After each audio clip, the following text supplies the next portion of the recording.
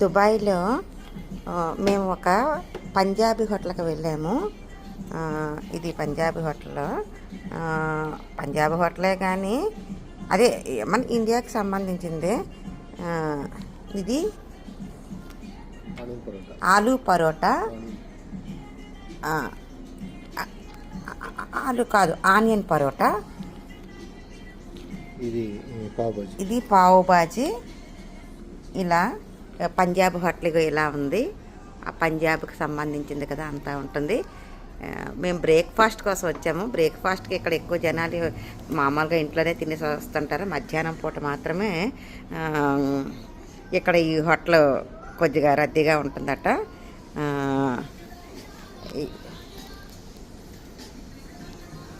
ఇలా ఉంది. అన్నీ ఇండియాకి సంబంధించినవి ఉన్నాయి ఇక్కడ.